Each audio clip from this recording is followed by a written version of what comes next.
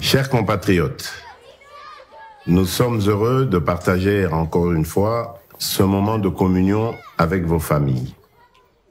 Ce message de vœux est devenu, depuis 5 ans maintenant, une tradition et nous mesurons à juste titre la grâce que nous avons d'être parmi vous.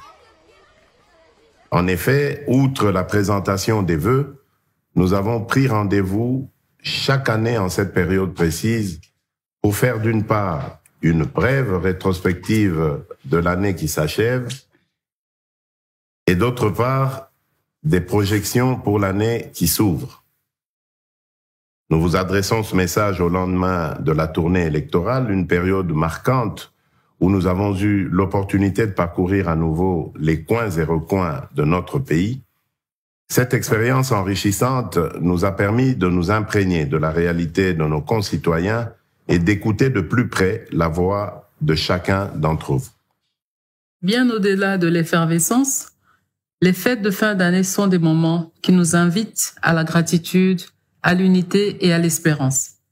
C'est pourquoi nous profitons également de cette opportunité pour vous exprimer toute notre profonde gratitude pour votre confiance, votre soutien et votre accompagnement manifesté à notre égard durant l'intégralité de ce quinquennat finissant. Cela a été pour nous une véritable source de motivation et de détermination. Dans cet élan, gardons ainsi l'espoir qu'en dépit des aléas de la vie, les jours meilleurs sont devant nous et il nous faut demeurer la tête haute, loin de toute compromission qui pourrait être fatale à l'avenir de nos familles et à notre vivre ensemble comme une nation.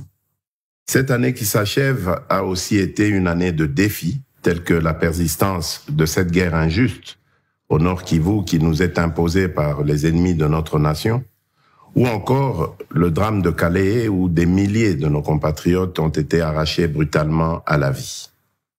Ainsi, nos pensées vont vers les victimes des massacres de Kishiché, Kizimba, Bambou, Bukombo, Tongo et Kalaké, ainsi que les milliers de déplacés internes de la partie orientale du pays.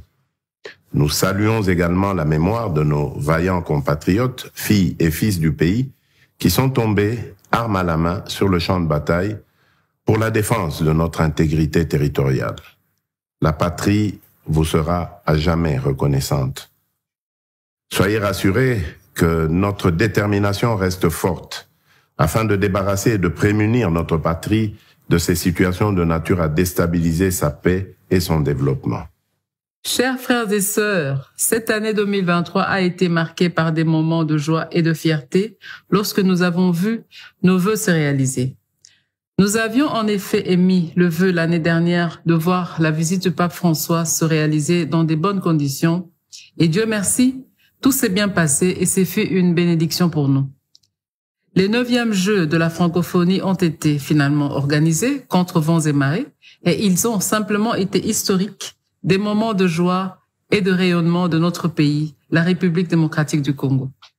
Mais un des faits les plus marquants de cette année, tant dans sa symbolique que dans son importance, demeure la tenue des élections démocratiques, inclusives et transparentes sur 4 échelons d'expression du suffrage direct et avec la prise en compte de nos compatriotes de l'étranger, une première pour notre pays. Malgré les défis évidents, elles se sont réalisées dans les délais prévus. Ces élections, qui sont toujours un moment où notre jeune démocratie est mise à l'épreuve, contribuent à forger notre caractère en tant que République et à solidifier nos liens comme peuple. Alors que nous sommes dans l'attente des résultats, je tiens à rappeler qu'au-delà de nos divergences, nous devrions en ressortir encore plus forts en tant que nation, autour d'un Congo plus résilient, plus uni et indivisible. C'est ici pour nous l'occasion de saluer avec un vibrant hommage le feu démocratique qui nous anime en reconnaissant la résilience dont nous avons fait montre pour exercer notre devoir citoyen en tant que souverain premier. L'année 2024 verra sans aucun doute le début d'un mandat de 5 ans pour les élus à différents niveaux de responsabilité. Ainsi, notre vœu est que les dirigeants qui auront été choisis par le peuple puisse agir dans l'intérêt supérieur de la nation et en toute conscience et responsabilité afin de consolider les bases d'un Congo uni, sécurisé et prospère. 2023 est une année où nous avons vu notre jeunesse entreprenante challenger le statu quo, faire briller notre culture et prouver que même avec des instruments rudimentaires, le génie congolais n'a pas de limites. L'année 2024 que nous appelons de tous nos vœux devrait être celle d'un investissement plus accentué dans les projets structurants autour des jeunes afin de résorber le chômage, favoriser le pouvoir d'achat et contribuer à la création d'une vraie classe moyenne. Je profite de l'occasion pour souhaiter à nos léopards, dont je suis un fervent supporter, plein succès pour la Coupe d'Afrique des Nations. Chers compatriotes, vos histoires, vos sourires, vos aspirations profondes ont nourri notre engagement à redoubler d'efforts pour répondre à vos besoins et construire un Congo nouveau. Nous vous invitons à continuer à croire en notre capacité, en tant que peuple, à surmonter les défis, à réaliser nos rêves et à continuer d'aller de l'avant, quoi qu'il arrive. C'est tous les jours que nous bâtissons ce grand Congo, que nous léguons aux générations futures.